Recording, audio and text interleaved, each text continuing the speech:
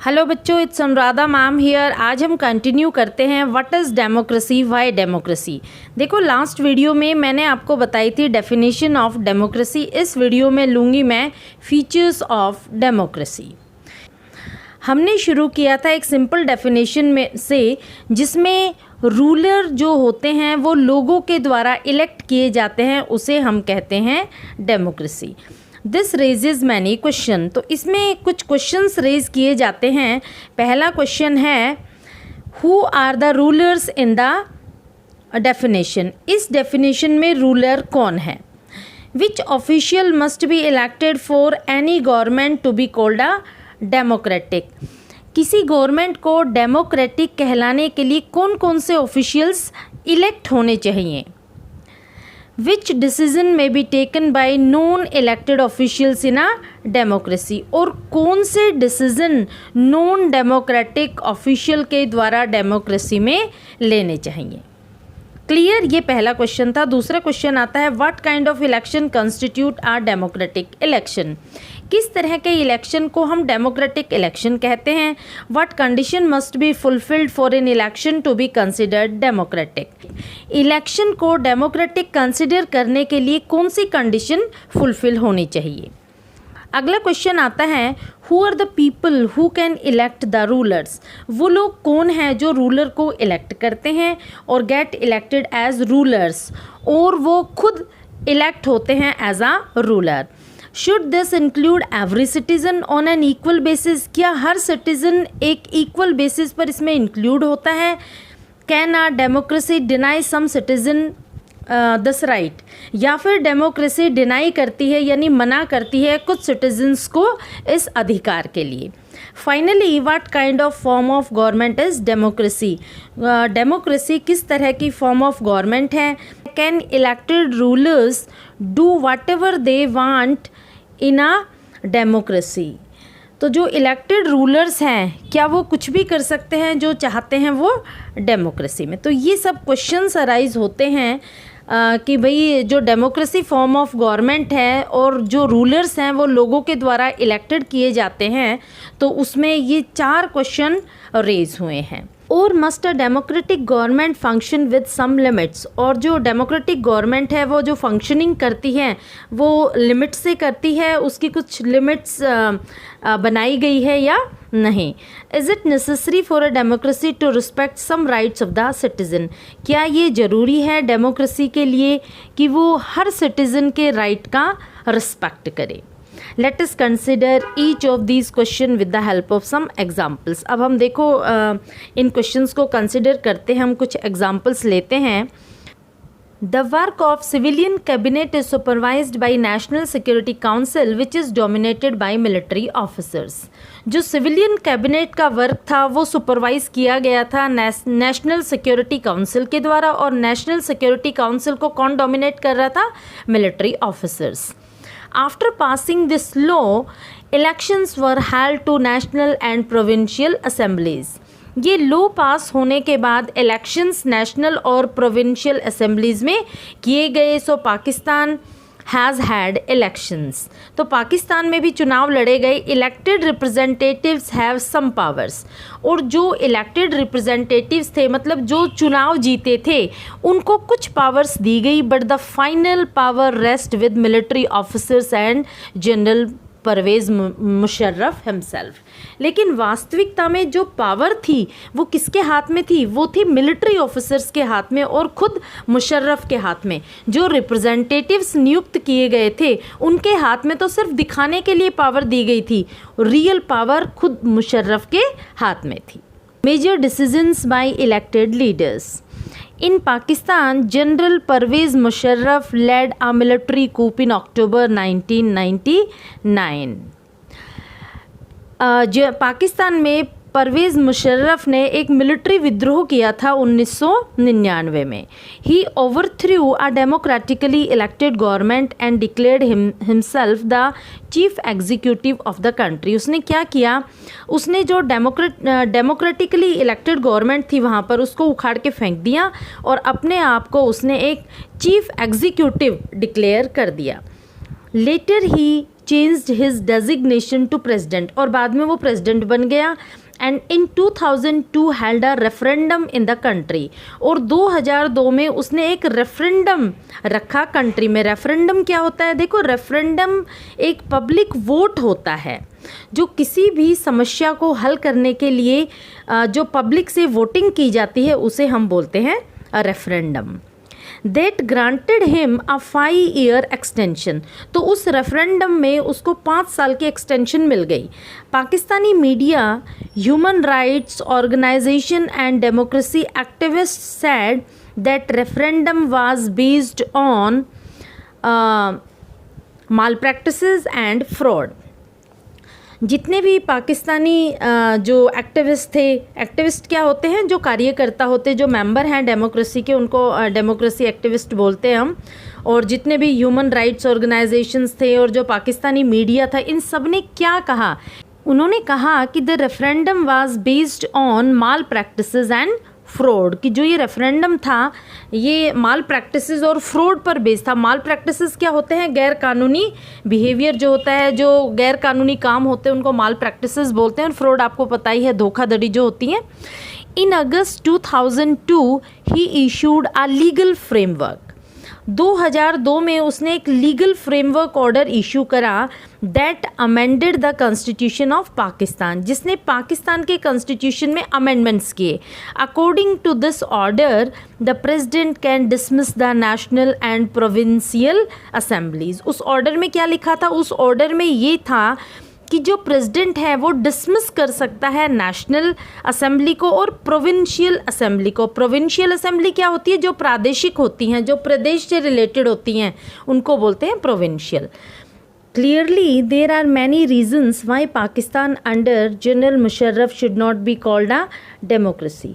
तो यहाँ पर बहुत सारे कारण हैं जिसकी वजह से हम मुशर्रफ की सरकार को डेमोक्रेसी नहीं कह सकते हैं. But let us focus on one of these. तो हम एक पर फोकस करते हैं. Can we say that rulers are elected by the people in Pakistan? क्या हम ये कह सकते हैं कि जो रूलर हैं वो पाकिस्तान में लोगों के द्वारा इलेक्ट किए जाते हैं? Not quite. ये बात बिल्कुल भी सही नहीं है. People may have elected their representatives to the national and provincial assemblies. लोग इलेक्ट तो करते हैं अपने रिप्रेजेंटेटिव्स को नेशनल असेंबली में भी और प्रोविंशियल असेंबली में भी, but those elected representatives are not really the rulers. लेकिन जो ये इलेक्टेड रिप्रेजेंटेटिव्स हैं वास्तव में ये रूलर नहीं हैं. रूलर तो वो होते हैं जो नॉन इलेक्टेड पर्सन है. जैसे परवेज़ मुशर्रफ, जितनी भी पावर होती है सारी अपने हाथ में वो खुद रखता है और इलेक्टेड मेंबर्स के हाथ में लिमिटेड पावर देता है. they cannot take any final decision. वो अपना जो फाइनल डिसीजन है वो नहीं ले सकते हैं किसी भी फील्ड में. The real power to take final decision rest with army official and with General Musharraf. जो डिसीजन लेने की पावर थी वो किसके हाथ में थी? आर्मी ऑफिशियल्स के हाथ में और खुद मुशर्रफ के हाथ में. And none of them elected by the people, और उनमें से कोई भी लोगों के द्वारा इलेक्ट नहीं था. This happens in many dictators and monarchies. ऐसा होता है बहुत सारी डिक्टेटर्स में और मोनार्कीज में. They formally an elected parliament government. वो क्या करते हैं कि एक फॉर्मल वे से इलेक्ट तो कर देते हैं गवर्नमेंट को, but the real power is with those who are not elected. लेकिन वास्तव में पावर उनको दी जाती है, जो रियल पावर है उनके हाथ में होती हैं जो नॉन इलेक्टेड लोग होते हैं. In the previous chapter we read about the role of USSR in communist Poland.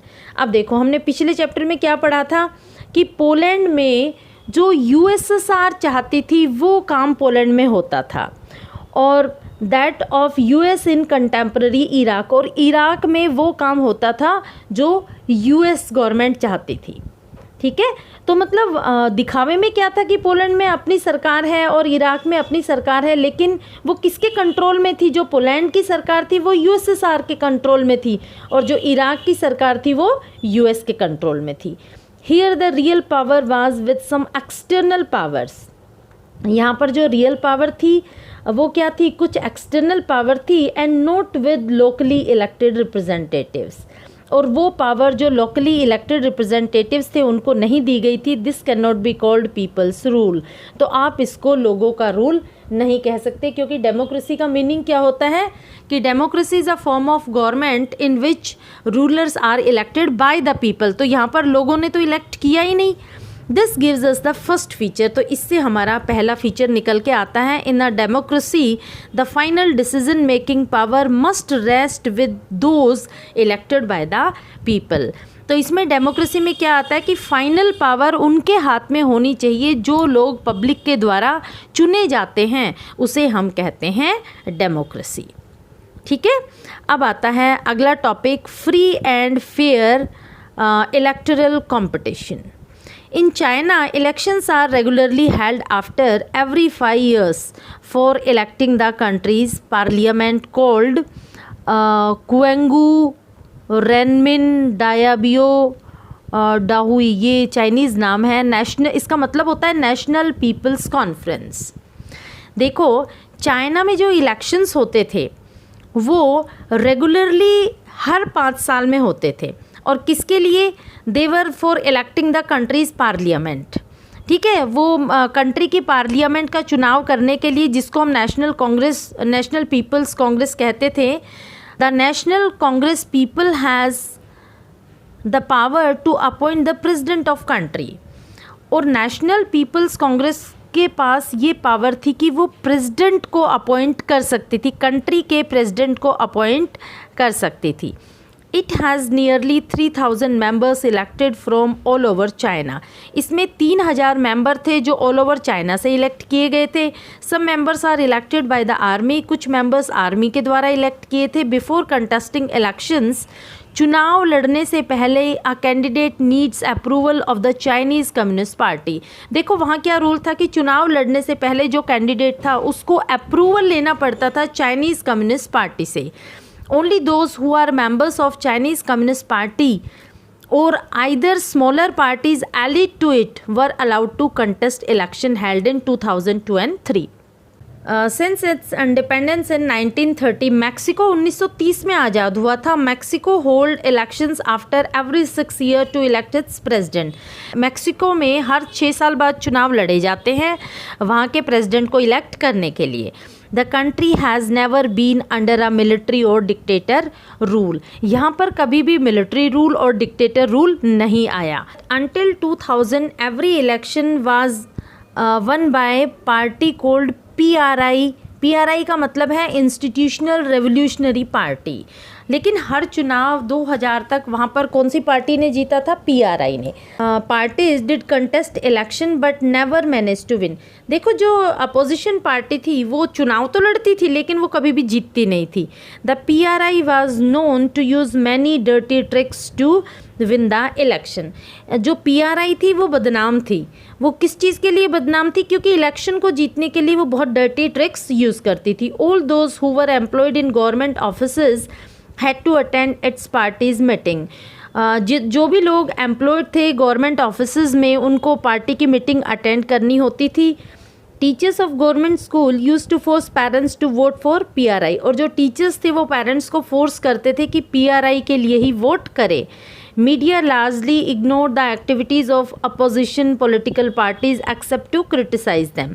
और जो मीडिया थी वो अपोज करती थी, जो पॉलिटिकल पार्टीज़ अपोजिशन में थी उनको क्रिटिसाइज़ करती थी और उनकी जो भी एक्टिविटीज़ थी उनको इग्नोर करती थी, सिर्फ क्रिटिसिज्म के अलावा। Sometimes the polling booth were shifted from one place to another in the last minute. कई बार तो क्या होता कि पोलिंग बूथ को भी शिफ्ट कर दिया जाता था लास्ट मिनट में, which made it difficult for people to cast their vote. तो लोगों को बड़ी दिक्कत होती थी अपने वोट कास्ट करने में। The PRI spent a large some of money in the campaign for its candidate. PRI बहुत ज़्यादा पैसा अपने कैंडिडेट की कैंपेनिंग में ही ख़त्म कर देती थी। Should we consider the elections described above example of people electing their rulers? तो क्या ये ऊपर वाला एग्जाम्पल हम कंसिडर कर सकते हैं कि यहाँ पर लोग अपने रूलर को इलेक्ट कर रहे थे? Reading these examples we get a sense that we can not. तो हम एग्जाम्पल को पढ़ने के बाद ये सेंस निकालते हैं कि नहीं, ये जो एग्जाम्पल है इसमें rulers is not elected by their, rulers are not elected by their people. There are many problems here, बहुत सारी प्रॉब्लम्स हैं यहाँ पर। In China the elections do not offer the people any serious choice. China में क्या है कि लोगों को चॉइस नहीं है इलेक्शन के लिए, ठीक है। They have to choose the ruling party, उनको जो कम्युनिस्ट पार्टी उसी में से ही चूज़ करना होता है, and the candidate approved by it, और जो कैंडिडेट अप्रूव किया जाता है वो भी रूलिंग पार्टी का ही होता है। Can we call this a choice, क्या हम इसे चॉइस कह सकते हैं। इन द मैक्सिकन एग्जाम्पल, अब हम लेते हैं Mexican example. People seem to really have a choice, यहाँ पर लोगों को चॉइस तो है but in practice they had no choice, लेकिन वास्तव में चॉइस नहीं है। मतलब ऐसा लगता है, इट सीम्ड, सीम्ड का मतलब क्या होता है कि ऐसा लगता है कि लोगों के पास चॉइस है लेकिन वास्तव में चॉइस नहीं है। There was no way the ruling party could be defeated, और वहाँ पर ऐसा कोई भी रास्ता नहीं है जिससे कि रूलिंग पार्टी को तुम हरा सको, even if people were against it, यहाँ तक कि अगर लोग रूलिंग पार्टी के खिलाफ है तो भी वो उसे हरा नहीं सकते। These are not fair elections, तो इनको हम फेयर इलेक्शंस नहीं कह सकते हैं। We can thus add a second feature to our understanding of democracy, तो हम सेकेंड फीचर ऐड करते हैं, holding elections of any kind is not sufficient. खाली इलेक्शन करवाना ही किसी भी सरकार के लिए सफिशिएंट नहीं है। The elections must offer a real choice between political alternatives, election में एक रियल चॉइस होनी चाहिए जिसमें पॉलिटिकल ऑप्शंस हो कि जिसे हम चूज़ करना चाहें चूज़ कर सकते हैं। And it should be possible for people to use this choice to remove the existing ruler, और लोगों के पास ये भी चॉइस होनी चाहिए कि वो एग्जिस्टिंग रूलर को हटा सके, इफ़ दे विश सो, अगर उनकी ऐसी इच्छा है कि वो पसंद नहीं करते हैं एग्जिस्टिंग रूलर को तो वो हटा भी सकते हैं। So our democracy must be based on free and fair election, इसलिए डेमोक्रेसी एक फ्री और फेयर इलेक्शन पर बेस्ड होनी चाहिए। Where those currently in power have a fair chance of losing, और जो करंटली पावर में है उनके पास भी फेयर चांस होना चाहिए कि वो भी हार सकते हैं। We shall find out more about democratic election in chapter 4, और ज़्यादा हम चैप्टर 4 में पढ़ेंगे डेमोक्रेटिक इलेक्शन के बारे में। अब हम देखते हैं 1 पर्सन 1 वोट 1 वैल्यू, एक आदमी का एक वोट होता है और उसके वोट की वैल्यू होती है। In the previous chapter we read about how the struggle for democracy was linked to the demand of universal adult franchise. पिछले चैप्टर में आपने पढ़ा था कि कैसे जो डेमोक्रेसी का स्ट्रगल था कैसे जुड़ा हुआ था यूनिवर्सल एडल्ट फ्रेंचाइजी के डिमांड से। This principle has now come to be accepted all over the world, और अब ये प्रिंसिपल पूरे संसार में एक्सेप्ट किया गया है। Yes, there are many instances of denial of equal right to vote, और अब भी कुछ ऐसे एग्जाम्पल हैं जहाँ पर इक्वल राइट नहीं है वोट के। बात करते हैं हम in Saudi Arabia, women do not have right to vote. देखो सऊदी अरेबिया में औरतों को वोट डालने का अधिकार नहीं है। Estonia has made its citizenship rules in such a way that people belonging to Russian minority find it difficult to get the right to vote. Estonia ने ऐसे रूल बनाए हैं कि जो लोग रशियन माइनॉरिटी से जुड़े हुए हैं उनको मुश्किल से वोट डालने का अधिकार है। इन Fiji the erectile system in such that vote of an indigenous Fiji has more value than that of Indian Fiji. अब देखो फिजी में जो वोट डालने का अधिकार कैसे कि जो इंडिजीनियस फिजी है यानी जो वहाँ के नेटिव है जो वहाँ के रहने वाले हैं उनके वोट की ज़्यादा वैल्यू होगी इसके कंपैरिजन में इंडियन फिजी के। Democracy is based on the fundamental principle of political equality. Democracy equality के प्रिंसिपल पर बेस्ड है। This gives us the third feature of democracy. ये तीसरा फीचर निकल के आता है डेमोक्रेसी का। इन are democracy each adult citizen must have 1 vote and each vote must have 1 value. तो हर एक एडल्ट सिटीजन का एक वोट होना चाहिए और उस वोट की वैल्यू होनी चाहिए। Okay, thank you.